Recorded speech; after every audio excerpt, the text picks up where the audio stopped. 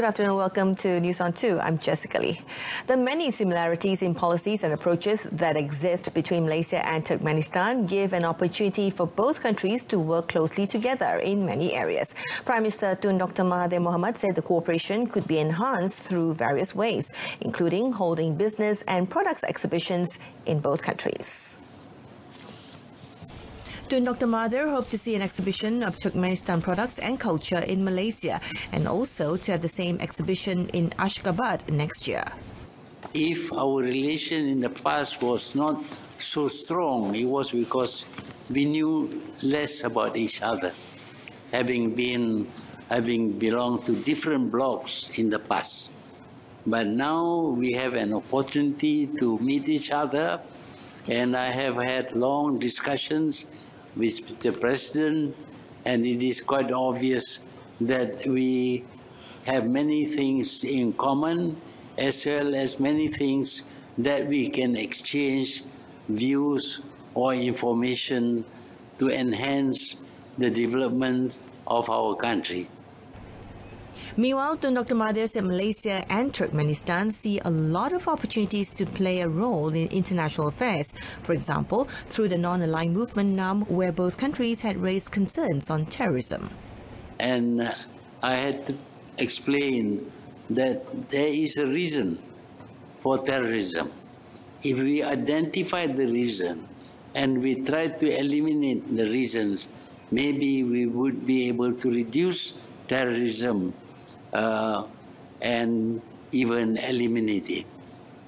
This is something that we find many of the powerful countries unwilling to do, to identify the reasons and also to act in order to reduce terrorism.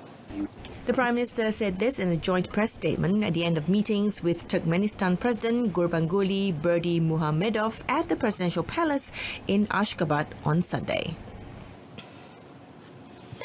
On another matter, Tun Dr. Mahathir said the contract extension of Petronas Carigali Turkmenistan for another 10 years proved that the company has been successful in its venture into the Central Asian nation. The Prime Minister said with this confidence, he hopes that more Malaysian companies are given the opportunity to spread their wings in Turkmenistan. Ini menunjuk bahawa kita telah memuaskan hati mereka.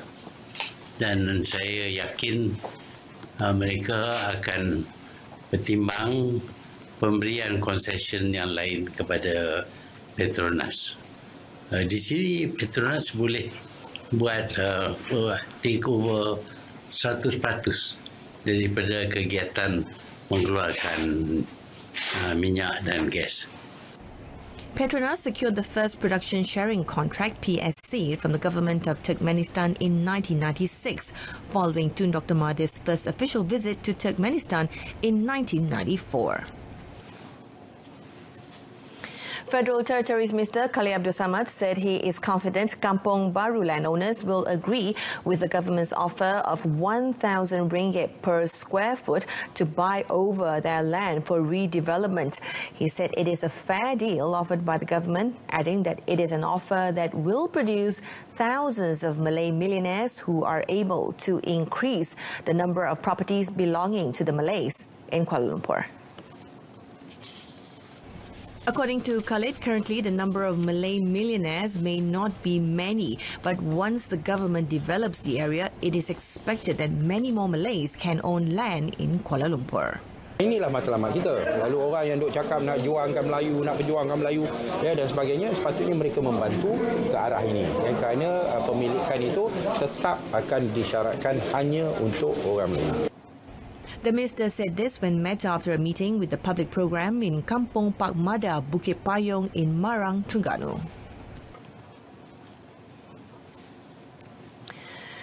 Now, the number of residents affected by the monsoon floods and evacuated to temporary relief shelters in 6 states have increased to 1,239 from 363 families. The states affected so far are Selangor, Negeri Sembilan, Perak, Johor, Pulau Pinang and Kedah. In Selangor, the number of people affected in Kuala Selangor recorded an increase of up to 743 from 234 families. According to a Smart Selangor Command Centre or SSCC spokesman, the relief shelter located at Sekolah Kebangsaan Parit Mahang Jeram has the most number of evacuees with 536. In Negeri Sembilan, all shelters in Jelebu were closed as of 8 p.m. last night after flood waters had receded. Among the villages affected when floodwaters were rising were Kampung Telekong, Kampung Chena, Kampung Juntai, Kampung Simpang Durian and Kampung Jerang. In Perak, the number of affected residents from Kampung Matang Tengah rose to 206. They have been placed at SK Changkat Lobak, Bagan Serai and SK Changkat Jong in Teluk Intan. Meanwhile, in Johor Bahru, Johor, incessant rain since yesterday afternoon forced the authorities to open up another shelter last night. State Exco Tan Chin Chun in a statement said the total number of affected residents in Johor Bahru now stood at 160 from 40 families. In Pontian, 89 people from 21 families were affected, while in Batu Pahat, it is still the same with 16 from 3 families. In Kedah, 40 people from 15 families in Pendang are now taking shelter at Dewan Seberguna Pendang as of last night. While in Kulim, 22 residents from 6 families are being placed at Sekolah Kebangsaan Junjong, which was open for evacuees last night. And finally, in Pulau Pinang, the number of evacuees at 3 flood relief centres in Bukit Mertajam remain at 94. Heavy rains and strong winds at several locations in the island resulted in several flash floods and incidents of trees falling down. 10 areas were affected in the Timor Laut district, including Jalan P. Ramlee, Jalan Van Prague, Jalan Terengganu, Lorong Hijau and Kampung Dodol. Now, residents living near Kampung Masjid Ijuk, Batu Kurau, Perak have been advised to move out temporarily until investigations confirm that the area is safe from any risk of landslides. Now, for their convenience, the state government had provided surau or hall for the residents or victims who were involved in a landslide incident which occurred in the area on Friday, while some opted to put up with families or closest relatives. Perak Menteri Besar Datuk Seri Ahmad Faizal Azumu said the advice need to be heeded and taken seriously as the authorities want to avoid a recurrence of further landslides in the area. He said there is a possibility of landslides taking place again due to the rainy season. Jabatan yang terbabit, JMG dan sebagainya sedang